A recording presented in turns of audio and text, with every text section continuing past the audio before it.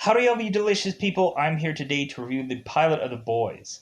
So, I honestly thought that this was a really fascinating approach to this episode. I really like how, at first you can just say, oh, well, that was just really an accident. Oh, well, any time something could happen, where a superhero could accidentally kill someone in the line of fire, so to speak. Like, it could be bound to happen eventually. But here's the thing, though.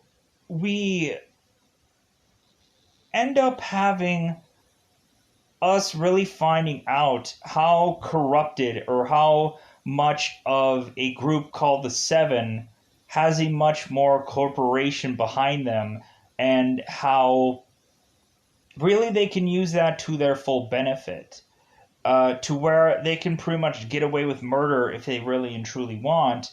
And really, we have a lot of people who are voiceless to do anything about it. Really, that presents this show in the best way possible. Is that the Seven can basically pay people to shut them up, uh, make people disappear, kill people off, and we get all of that all in one episode. To really showcase to us, well, what if a superhero team was done differently? What if they were really and truly the villains of this world and we didn't realize it? How basically greed has corrupted uh, the most powered individual. And so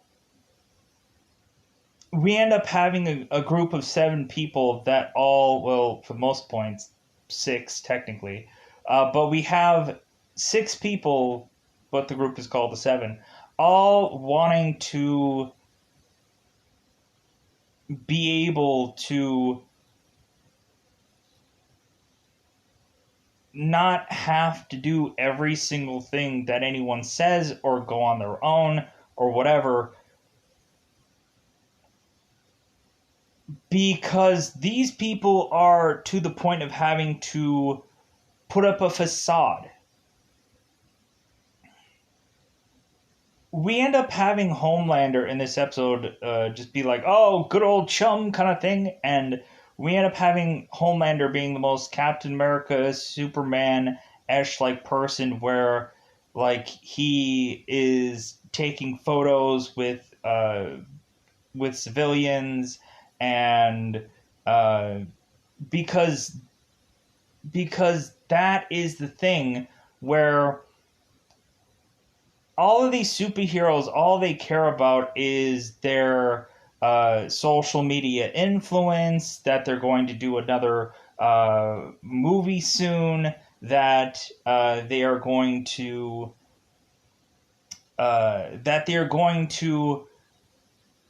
make more money off the merchandising because their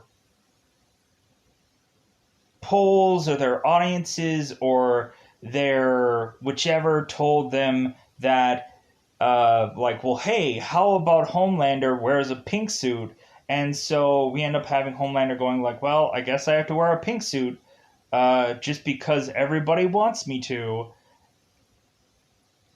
not because I truly want to wear pink. It's just the polls came in and that's what they want.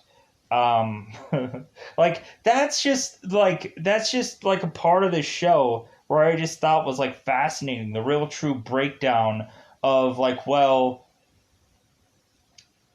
every bit of all these superheroes are being manufactured by this bot company, and we eventually see the fascination being done through that.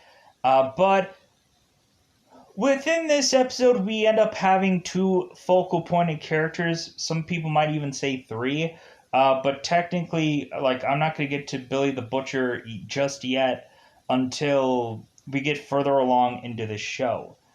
I'm going to talk about him a little bit, but reasonably, I'm like, he's more important in other things, because we really focus on Huey and Starlight within this episode. So, Huey. We have a character named Huey and Huey Campbell, and it seems that this character is to have suffered a loss. He had suffered a loss, and really no one cares. Absolutely no one cares. It's like, well, hey, like, yeah, it sucks that you had this loss, but how about you just, like, shut up about it? How about you just move on and just, like, really just, like, suck it up and forget that you had this big, huge loss that meant everything to you, and just go on with your life. Having somebody torn from you in a horrifying way, and it means nothing. It means nothing. And so we end up having people trying to come to Huey to pay him to shut him up, to have a contract being shoved in his face, and we end up having Huey realizing it's like, good God, it's like, this is what the world really is. Like, I think we had Huey who, like, really lived in simplicity or naivety or just innocence, and he lived in that bubble for as long as he possibly could until the world took that from him, until the world really, really said, like, well, hey, like, here's the real time where you have to basically grow up. Here's the real time where you have to really see what the world really is, because you've been living your world with blinders on your whole life. And so, really, we end up having a character like Huey having that happen to him, and I can't help but think that the Starlight Girl, who is to actually be Annie January, which is a bizarrish name, and I don't even think that's actually her real name. It's probably just some name she made up. But Annie, I think, is the exact same way. These are two mirrored characters that are going to actually start to realize that they lived in innocence long enough, and they now need to finally see what the world really and truly is. So, we have Starlight. Starlight is, of course, a very religious girl. It seems like she's a devout Christian, and she is to have been a well-off to-do girl. It seems like she has gone through any number of pageants throughout her life, and it seems like she's very high maintenance, but she is also to walk around her home in a hoodie and so on and so forth. We end up having Annie, who is to go in on trying to be involved in the Seven, because we end up finding out that a superhero called the Lamplighter had gone away from the Seven, and we end up having it to where there is a spot open upon this Seven team. And so I will get into the real true presentation of that whole thing once we get there. So we end up having Starlight, who is to audition for the Seven, and immediately she's thinking, it's like, well, I bet so and so other hero is gonna get it because I think that she's better in a room. Like I think so and so's person's gonna get it. Like as if she's being casted for some kind of show of sorts. And we end up having these real Seven members actually just putting on an act. We end up having it to where people in this world ogle over these heroes. They dream about them. They have their posters on their wall, and they think like, "Oh, like wouldn't he be nice to take home to mom one day?" Well, eventually, we end up finding out that Starlight ends up going and is going to be ushered into the Seven, and then so she is going to really see what the Seven is really and truly all about. And so that's what we'll get into the spoilers of the show. So we end up having Huey, who ends up getting tied to a guy named Billy the Butcher, because it seems that Billy the Butcher is the only one that is to recognize that Huey, metaphorically, has something he needs to get off his chest. He needs something that he needs to say, and Billy is wanting to use those words and twist and turn and manipulate Huey to do what Billy actually wants. Because it seems that Billy is all really caring, and Billy is trying to do right, but then also he has his own agenda. Billy, you could say that Billy does care about others, but you can just also say that he just cares about himself more. Like if so, for example, like Billy would probably care about others like 40%, but he cares about himself 60%. So it's just like there's kind of like that back and forth where Billy is trying to do the right thing for others, but a lot of times it's like, well, I'm not going to die in the process a lot of the times unless it's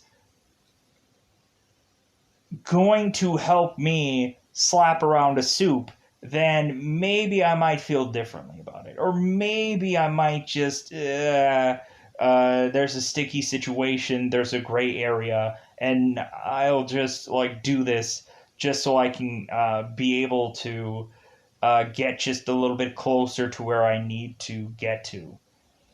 We end up finding also that Billy the Butcher, right out of the gate, is actually a person that is putting on an act as well.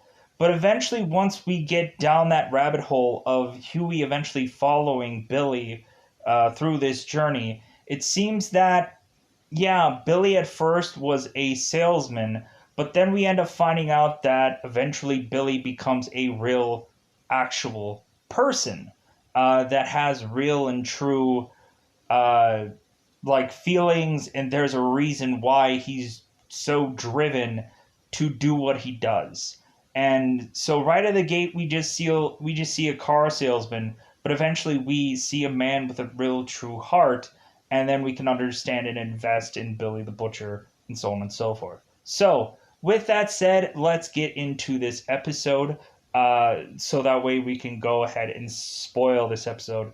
If you've never seen The Boys in your life, go ahead and check it out. It's on Amazon or Reasonably at the end of the day. If money is tight and you don't have an Amazon Prime account for whatever reason, you can go into any movie app like a Movie Pro or Movie Ultra Play or some other kind of app where you can probably, in fact, watch this show for absolutely free. I've used plenty number of apps for a very elongated amount of time, and they've always worked out fine for the most point.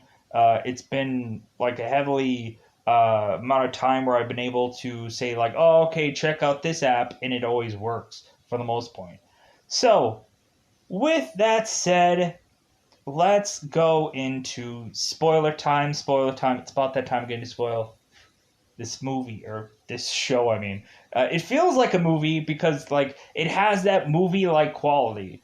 Speaking of which, so we have the very beginning of this episode where we are to understand that the Seven is owned by a company named Vought, who uh, is to be putting out things like movies, merchandise, and otherwise just the product of a superhero, which is for a lot of times Billy the Butcher would call them soups. So we end up finding out that within the early part of this episode, we end up having uh, two guys going back and forth about who would. Let me pause here for a second. All right, phone was getting a little low on the battery. So we go on here to have two civilians just talking about who would be this better superhero, who would win. Would the Deep win? Would Homelander win? Would Queen Maeve win? Who would win out of all the superheroes? Who would win out of everyone? And so we end up having uh, these characters or these two civilians just kind of like doing this normal day-to-day talk, seeing that there is a the Deep movie poster slapped on the side of some truck or something somewhere, and so we end up having all of a sudden a armored car that is just driving out of seemingly nowhere, and we end up having Queen Maeve just dropping right in front of it and stopping this armored truck in its tracks. So we end up having seemingly Homelander intervening to take down these armored men that are grabbing, or armed men that are grabbing these civilians and trying to hold them hostage. We end up having Homelander swoop in and burn the guns, and so we end up having Homelander and Queen Maeve ending up like saving the day. And so we end up having them fly off, and or no, we end up having both, or we end up having Homelander who ends up stopping to take selfies and stuff like that with the civilians, and Maeve ends up just going off and doing her own thing. So we are to end up having Huey, that we are to end up investing in this character. So Huey is a man who is to live still at home with his father, and we end up finding out that Huey ends up working at some uh, like geek boy uh, tech whatever like stop like place where we end up having him like having all kinds of knowledge and stuff like that, and so we end up having Huey's girlfriend Robin coming in to make a joke about laying some cable, and so we end up having Huey saying like laying some cable. It's like that's not the right terminology. It's like if anything, you should be saying like laying some pipe because Robin was talking about them getting it on, and so we end up having Huey mention it's like if you were to say laying some cable, that means that you were going to take a big crap. And so we end up having Robin saying, whatever, like, you know what I meant. Like, come on, like, let's get to it. Like, I want to go and I want to go and go somewhere and something like that. So we end up having we end up having Huey and Robin having this moment where, like, we start to realize how really and truly goofy that Huey could be. To where recently we have Huey who is telling us like his playlists and stuff like that to try to help us figure out who exactly this character is. How basically he consistently listens to Billy Joel music or stuff along those lines, where we are to try to see like, oh, okay, so this is almost like, I would probably say like a very innocent guy, but a very like common man kind of person, for the most point. Because I don't know any guys that would probably still listen to Billy Joel and David Bowie's and stuff like that, but it is what it is. People are all kinds of whatever. So we have Robin who ends up taking a couple steps uh, off onto almost the street. Like she's basically on like the curb of the sidewalk, and we have A Train that is ending up bulldozing his way through Robin, and there is just a trail of blood that is to come upon A Train, to where you don't even see Robin anymore. Robin is just blood and hands, and that's all that remains. Because we end up having Huey, who was holding on to Robin's hands, and that was the only real true thing that was really left of her, because A Train bulldozed his way through her to where she is just confetti, basically. So we end up having A Train going like, "Oh, I'm sorry, I can't stop, I gotta go." And so we end up having A Train running off, and Huey is just standing there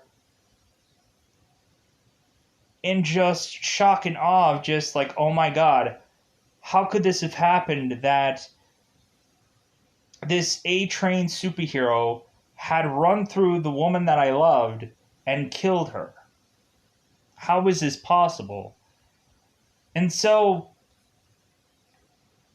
we end up having Huey who has to go to the funeral for Robin, whatever they could have scraped together, sadly enough, to put in a coffin or whatever, to send her off, sadly enough. And so we end up having one of the Vought lawyers ending up coming his way to greet Huey, to just be like, well, like, you and Robin weren't exactly married, but you were actually a witness uh to Robin's death. And so how about this? How about we just give you hush money, so that way you'll never say any poor thing about A Train, and we'll just call it a day. So Huey's thinking about this, and he's like, wait a minute, what? Like, so, like, I'm just gonna have to just like deal with this, and A Train is gonna get away with this? Like, this is technically murder. So we end up having Huey going like, well, how about you give me a day to think about it? And so like the lawyer's like, okay, sure, but like if we can really just nip this in the butt, that would be great. So we end up having Huey just kind of contemplating whether he should sign this or not. And we end up having his father that is sitting him down and telling him, you know what, I think it's great what you're doing. Like, I think it's great that you're really contemplating uh, not signing this or signing this or not, but really, that's great and all, but how about you just go ahead and sign it? And Huey's like, wait a minute, what, Dad? And he's like, go ahead and sign it. It's like, you think that by not signing this, you are being able to at some point seek justice or revenge or whatever against this man who had made you lose Robin. Well, that's never going to happen. Like, that's impossible. Like, this is a whole entire corporation that is behind one man, and that is a fight that you just cannot win. And when looking at this contract, it's a lot of money, and we could use that money, and so go ahead and sign it. Like, even Huey's father is kind of turning against him, but I can also see how Huey's father is like, well, this is a fight you can't win. Uh, these people have like 20 lawyers behind them. Like, there's no way that this is going to work. And so we end up having Huey, who is just contemplating how even his father is just forcing him to sign this paper, because really we have it to where, like, there are so many people that just have to be silenced, and how much money is that worth, their silence? And really, I guess that is a good enough paycheck to get for that amount of whichever.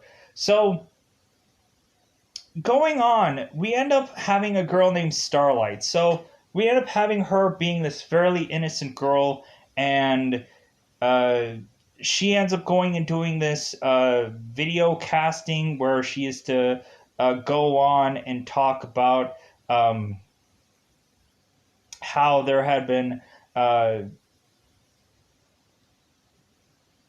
like she has been really innocent, and she's been a real true person that uh, really thinks that like being a superhero was her calling, and that uh, like she wants to help as many people as she can, and so on and so forth. And so we end up having this girl being like a like, I would say that this person is like, I don't want to use the term like corn fed or something like that, but something about this just like kind of feels uh like, when you have one of those like really small town like people, but there's always that like one girl that everyone really likes. Like, that's what Star Lord is to me, where it's like you have like uh this one girl in town that just bizarrely everyone likes, and to the point where it's just like, well, why does everyone like this girl? And then immediately when you meet her, you're like, oh, I get it. Like, she is just so like glaringly like to the point of like, she's overly nice and everything along those lines, and like she's sweet and everything along, and so that's what kind of had her easily be the person that won the auditions for being a part of the Seven.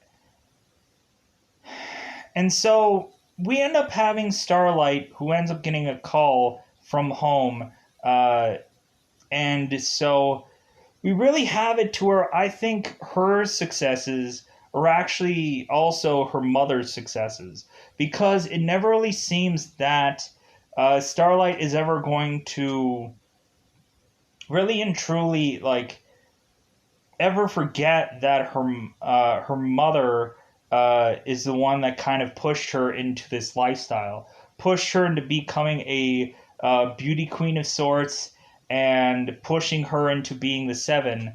And when we end up having Starlight finally getting to the Seven and realizing what a mistake that was, the first person she ends up coming back to is her mother to talk to her about it. And basically, all that her mother says, it's like, well, like, my daughter's in the Seven, and that's all that really matters. To where Starlight is like, yeah, I'm in the Seven. Like, yeah, this is not what I thought it would be. But yeah. So being in that Seven, though, um, but yeah, so that's what I find just really fascinating, is just the fact that that really we had it to where really, Starlight's mother had made an investment on Starlight because she knew that this girl would eventually be somebody someday, to where that's what probably made Starlight do a lot of the things that she probably did regret in her life, which I find fascinating eventually when Starlight really becomes a person that is just griping about all the stuff that her mother uh, had made her do at some point in time to forcibly make her be where she ends up becoming, which is a part of the Seven, to where we end up having recently Starlight's mother, like, uh, uh, God, what is it called? Like, mission accomplished. Yeah, there we go. Like, so we end up having Starlight going into the Seven, and so we end up having uh, this whole conference being done. We end up having the Deep coming himself to go and usher Starlight in, and so we end up having Stillwell. I think Madeline Stillwell, who is the owner of this Vought company, going in here and like relaying this speech about how much that they've accomplished, how much money that this company has made via movies and stuff like that. And every little thing is stats or numbers. None of it is just like, well, hey, like we've personally counted how many lives that we've saved and how many people we've impacted and how many charity. Like, it's none of that. Like, it's all just like, hey guys, we made $1 billion movie and isn't that great? And oh man, we like we just made a lot of money for this company. Isn't that wonderful? And so we end up having Stillwell going and ushering in the Deep to have the Deep mention that a superhero called the Lamplighter was to eventually uh, leave the Seven. And eventually, if you guys have not seen this show altogether, eventually we will go in much more further on into the story of the Lamplighter and go into that more to understand what is all going on with that. But not right now, not in this season. Like, we go into that within much more of the second season. So we end up having the Deep ushering in, well, also giving respect to the Lamplighter, but then also ushering in the new hero, which is Starlight. And so Starlight ends up going out there, and so we end up having basically the Deep ending up ushering in Starlight into the Seven headquarters, and we end up having kind of the Deep kind of asking like Starlight like what she feels about all this, and we end up having Starlight going like, yeah, this is like everything that I've ever dreamed. Like, I always imagined myself being in this position one day that I would be like, I've worked this speech 100 times in my head of uh, of me ever getting this position and everything along those lines. And so like I like this is just a lifetime achievement goal made here. And so we end up having the Deep going like, well, yeah, and I'm sure that you've probably had like a poster of Homelander on your wall and all this and that. And so we end up having Starlight that's like, well, no, the Deep, I actually had a poster of you on my wall. And then immediately the pants drop and the Deep is just holding his schwanz in his hand and basically saying, well, that's great and all. So, and that's like a really great story and everything. But now it's time to just, you know, earn your stripes, so to speak. Uh, earn your invitation of being a part of the Seven. And Starlight is like, whoa, no, I wasn't thinking that. I was like, if anything, but the Deep is like, well, wait a minute, you just said you had a poster of me on your wall, and you really like me, and well, I just thought that you should just be able to just just really show your appreciation of being a part of this team. And you know what? I am kind of like the second in command of this team, so I think that you need to take at least 3 to 4 minutes to just show your gratitude. And we end up having it to where Starlight is just mortified that she feels like she is forced into this position, and the Deep has some kind of power over her. And so even to the point to where Starlight uses her powers in this room, and immediately we end up having the Deep going well, hey, yeah, it's great that you used all your powers in this room, because now I can say that if you don't do what I want, then I could just say that you attacked me too. And so we end up seeing that Starlight is just oh my god, what a mistake that I have made.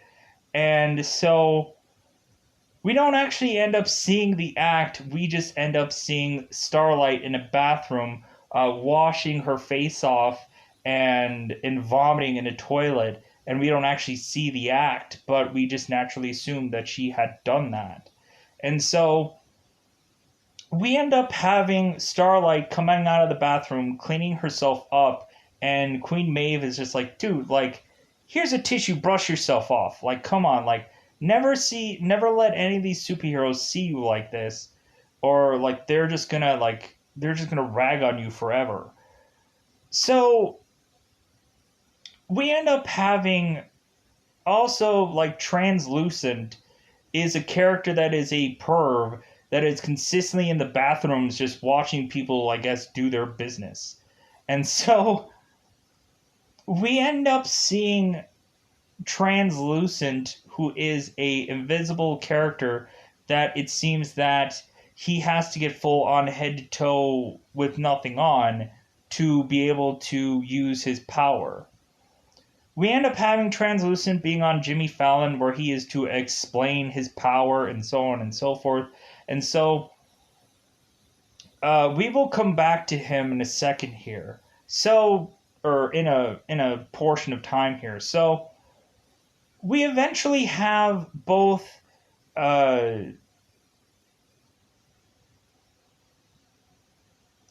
end up having both Starlight and Huey, or Annie January and Huey, eventually bumping into one another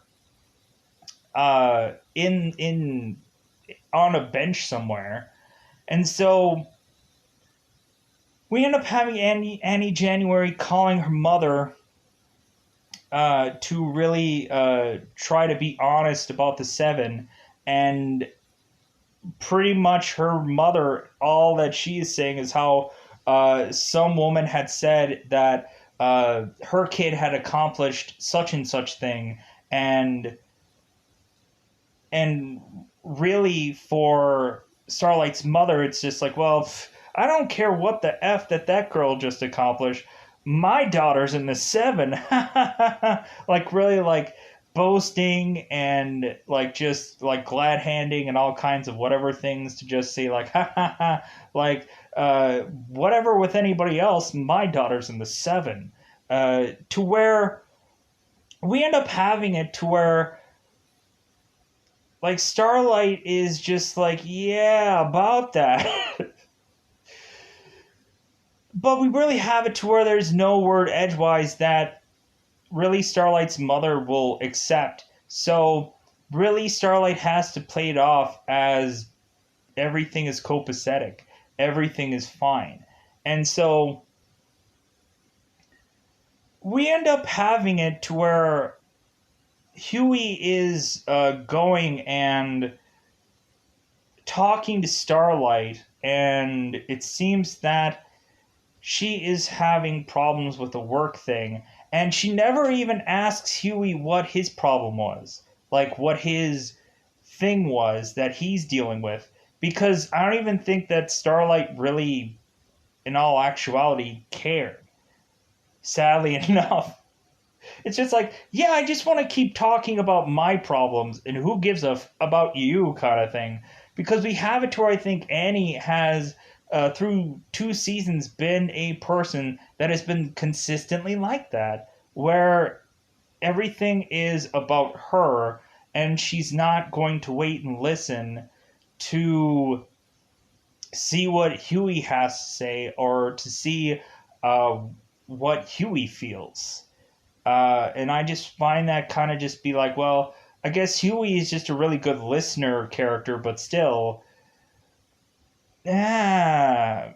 But anyways, so we end up having Huey having to just mention that um, that he is having a life problem where Annie is just having a work problem, and we end up having Annie like crying or trying to like almost crying on Huey's shoulder a little bit, but kind of cryptically like mentioning how there's someone at work that ended up like trying to get one over on her, and she's just kind of upset about that. And it's like, well, Huey's like, well,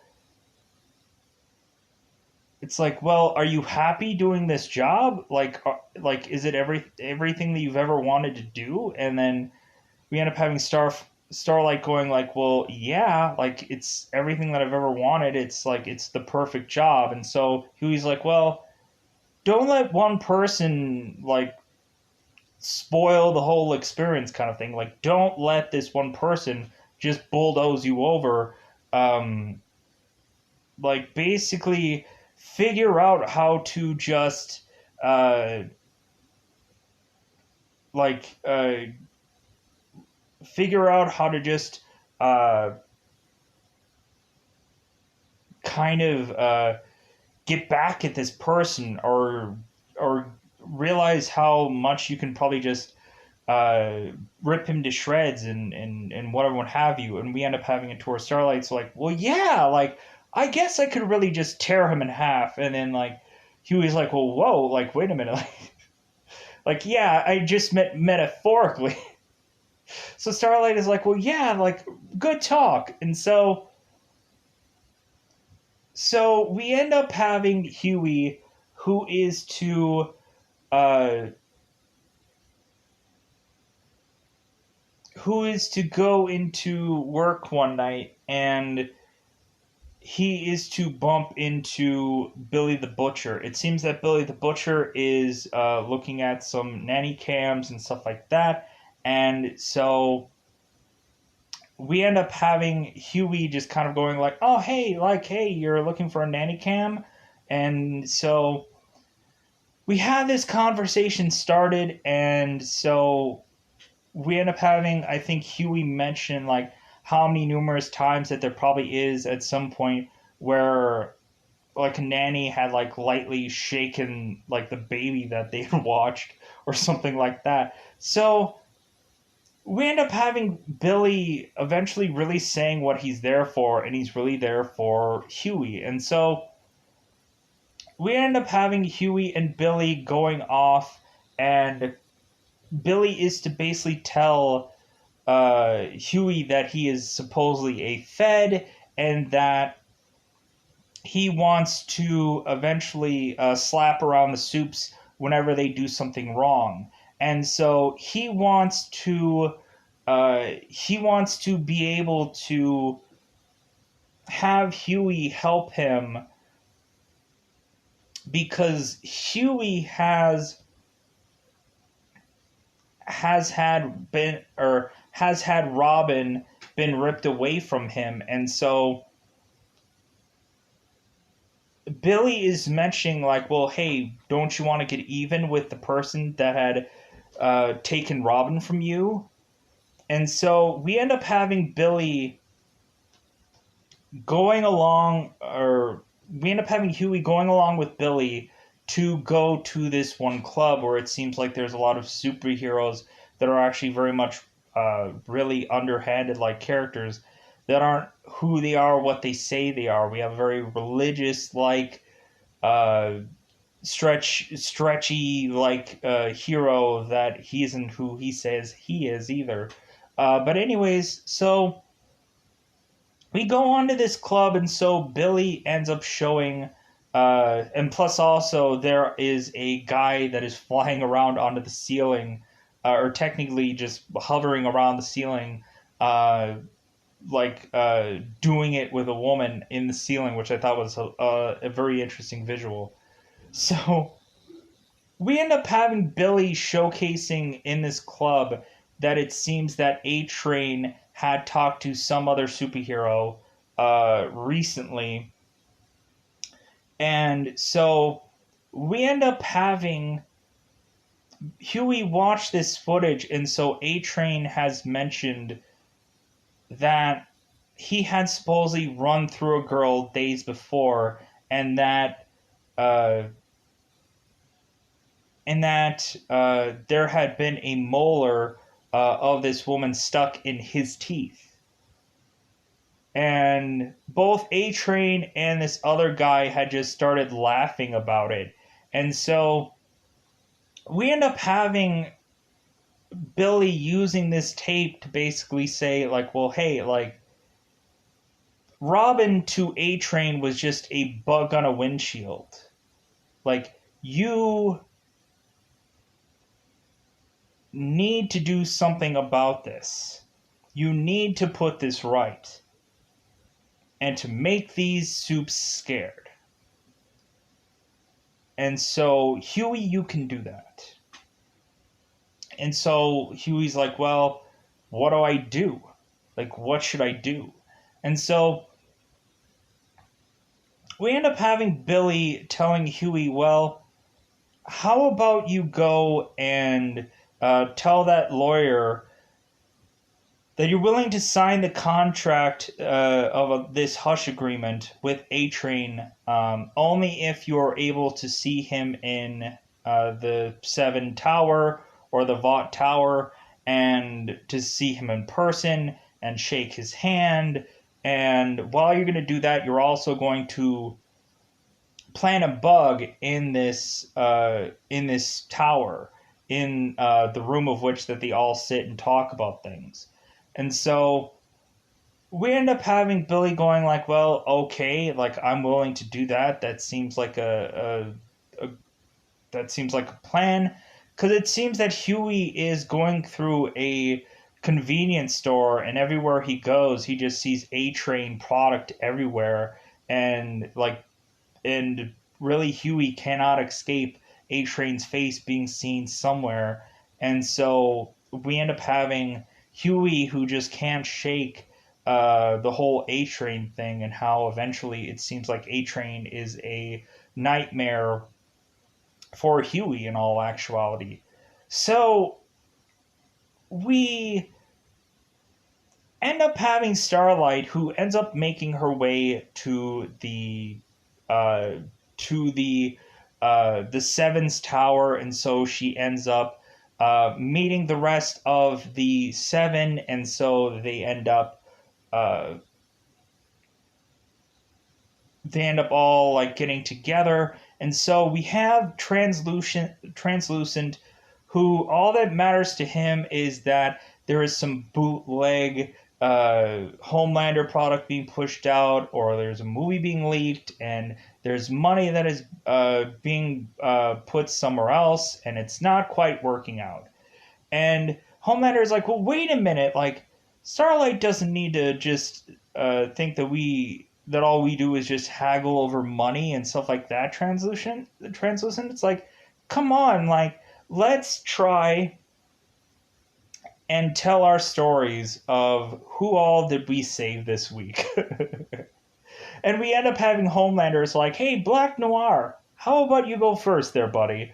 Because Black Noir says jack crap nothing. And of course, like, that's like kind of why that Homelander asks him to talk first. So we end up having Starlight eventually talk. Starlight is to eventually end up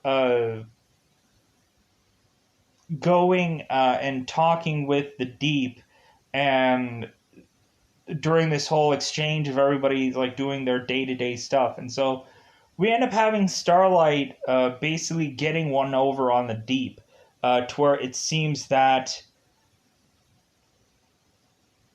reasonably the Deep is just like, well, hey, like the Deep kind of uses his job that he got from Starlight as a way to just put her down, and Starlight is just like, well, no, like I'm not gonna have you use that as a weapon to degrade me. No, that's not gonna work that way, kind of thing. And so like we had this kind of like back and forth talking match where we don't have that in those exact words, but that's what everything means. To where Starlight is not going to be relegated to the whims and whatever of the rest of this group. And towards the end of it, we end up having Starlight using her eyes to light up to just show that like Deep, do not get on my case because I will roast you alive. Toward Deep is just like, oh, okay, all right, okay. It's like, well, I guess like, but eventually when we get Starlight and the Deep to talk about this more, the more we realize that Starlight is not going to take from the Deep. So, and then we'll eventually nip that in the butt. So,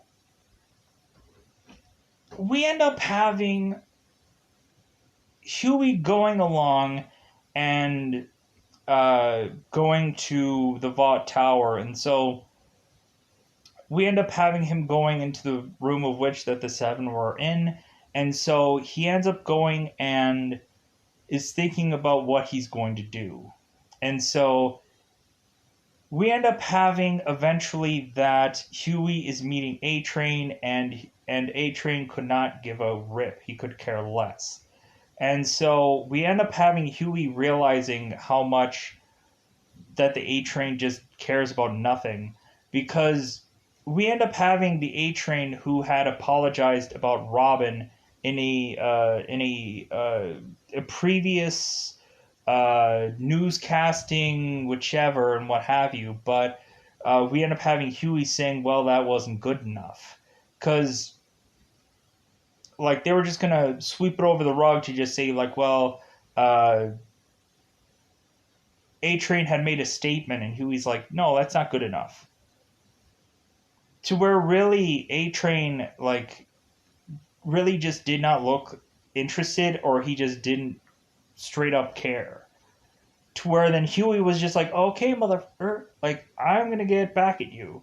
This is wrong. And so we end up having Huey going to the bathroom and trying to get this tracker out, and he ends up dropping it from off the bottom or out to the part of the bathroom. And so we end up having Starlight going into that bathroom, and then she ends up going out.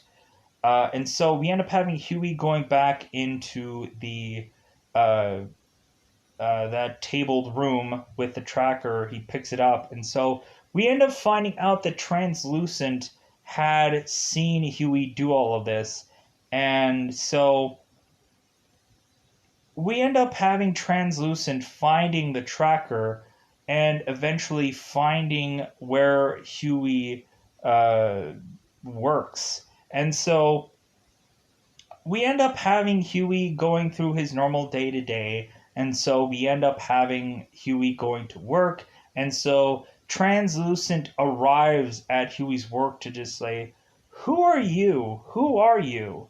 Like, why did you put this tracker on, like, at the Vought headquarters? Who are you to have done this? And so we end up, of course, having it to where Translucent is going to seemingly try to attack Huey. And so we just have Billy the Butcher's car just barreling into this store to attack Translucent.